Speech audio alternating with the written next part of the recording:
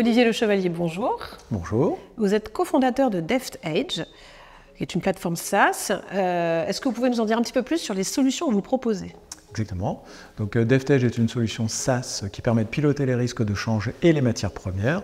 On a à la fois un outil de reporting et d'aide à la décision, qui s'adresse aussi bien pour des ETI que des groupes un peu plus larges, voire des très larges corporates, jusqu'à 50 milliards d'euros de chiffre d'affaires avec qui on travaille potentiellement. Voilà. DefTEdge a été fondé quand? DefTEdge a été fondé dans une première partie en 2017-2018. On a beaucoup travaillé en fait un peu dans notre garage entre guillemets.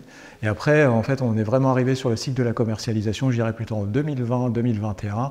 On a commencé à avoir des premiers clients et des premiers succès. Aujourd'hui on a à peu près une trentaine de clients, on a à peu près 20 milliards de risques qui peuvent être en fait pilotés avec l'outil.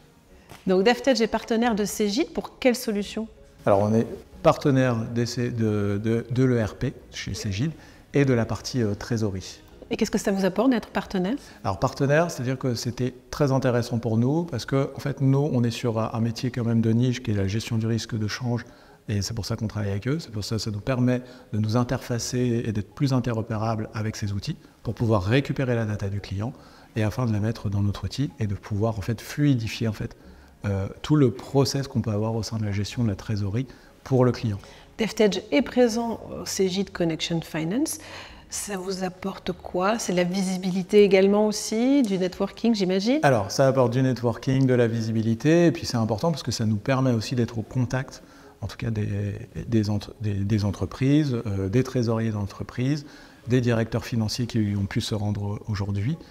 Aussi avec toute la partie technique, c'est-à-dire qu'on avait aussi des SI trésor qui étaient là, donc c'était important de pouvoir échanger avec ces individus et nous, ça nous rapproche en permanence de notre cible. Et c'est ça aussi l'intérêt, c'est d'être à leur côté, de comprendre leurs besoins.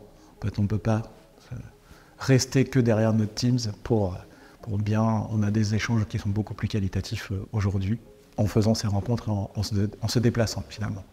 Et est-ce qu'au cours de ces rencontres-là, par exemple au Cegid Connection Finance ou à d'autres événements, il a été question d'IA? Alors il y a l'IA traditionnelle qui n'a rien de nouveau, il y a l'IA générative. J'imagine que vous en avez entendu parler aussi beaucoup, notamment ces échanges.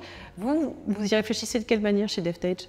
Alors chez DefTEdge, en fait, nous on a déjà, en fait, ça fait déjà peut-être 2-3 ans qu'on essaie d'initier en fait cette IA au sein de nos outils, mais alors nous, parce qu'on a un outil qui permet de piloter le risque de change et de matières premières, l'objectif était de créer des stratégies en automatique pour les clients.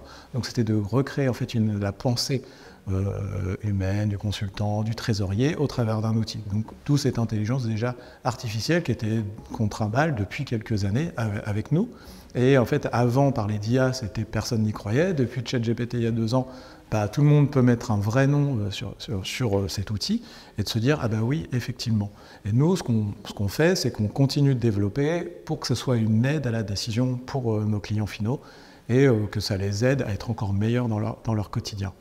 Et ce qu'on fait de l'IA générative, je ne dirais pas qu'on est à ce stade-là, mais on était déjà dans une IA, on va pouvoir permettre aux entreprises de créer en fait une stratégie avec des instruments plus ou moins complexes, donc déjà existants sur étagère. Donc on va plutôt travailler sur une méthodologie d'arbre de décision. Après, on a quand même, il ne faut pas oublier, tout ce qui est briques de machine learning qui viennent aussi alimenter pour mieux comprendre les expositions du client, comment mieux piloter et comment faire de la meilleure prévision de trésorerie aussi en devise. Parce qu'on nous dit qu'on nous met dans le catalogue de l'outil de risque, mais avant tout, il y avait une étude qui était faite sur un salon la semaine dernière où ils expliquaient que 70% des répondants sur la gestion du risque de change en fait, ne comprenaient pas l'assiette où c'était le nerf de la guerre, c'était de comprendre ce qu'ils devaient piloter. Donc on voit bien qu'on peut parler d'IA d'un côté et la base reste quand même la gestion du sous-jacent, de comprendre ce qu'on fait en termes d'activité. Donc voilà, c'est ce qu'on essaie de faire et d'accompagner nos clients sur ces sujets. C'est très clair, merci beaucoup. Merci à vous.